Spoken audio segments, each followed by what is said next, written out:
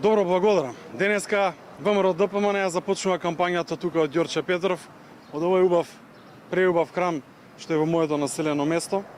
Знаете дека ми се случија некои неубави работи на мене и на моето семејство, експлодираше бомба во мојот дом.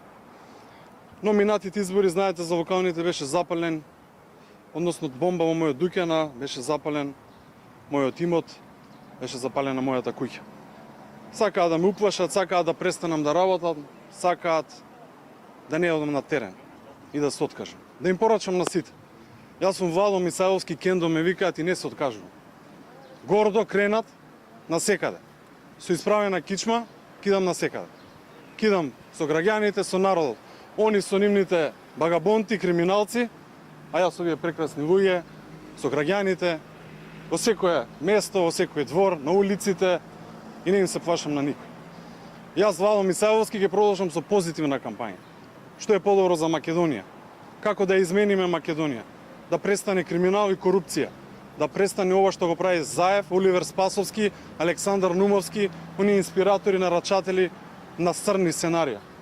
Јас, Владо Мисајловски, ќе продолжам позитивно. Јас сум таков. Не можам да размислувам како нив на црни работи. Затоа, овие наредни денови, јас продолжувам со позитивна кампања. Јас ќе го разговарам она што секој граѓанин сака да го чуе.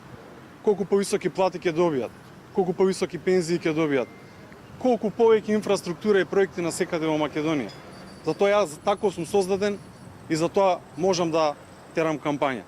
Ги поздравувам сите граѓани.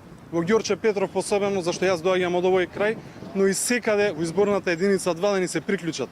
Независно за кого го дале гласот минатите избори, сите сте ни потребни. Ние сите заедно сме Македонија. Некој ни ја свитка кичмата, ајде сите заедно да ја исправиме. Таа кичма може да ја исправиме само ако го победиме ова зло наречено СДСМ. Но сакам да потенцирам на крај една работа што е многу важна за сите граѓани. Се наоѓаме во една огромна пандемија. Затоа мојот тим во изборната единица 2 направи посебен протокол за сите средби. Посебни правила за заштита на здравјето на граѓаните. Не втурнаа во брзи избори, но ќе бидеме многу внимателни и ќе правиме сите средби на дистанца, ќе гледаме, ги почитуваме целосно сите мерки, апелирам до сите на мојата листа, зборам сите оние кандидати за пратеници што ќе победат во изборната единица 2, да ги почитуваат сите мерки, да внимаваме во разговорите со граѓаните, да го почитуваме нивното мислење. Ние нема да влагаме од врата на врата, но ќе дојдеме пред нивниот двор. Доколку сакаат да разговараат, секако ние ќе разговараме. Нема да влагаме во зградите, но ќе бидеме присутни пред зградите со штандови, со материјал, доколку они сакаат да разговараат, ние сме тука.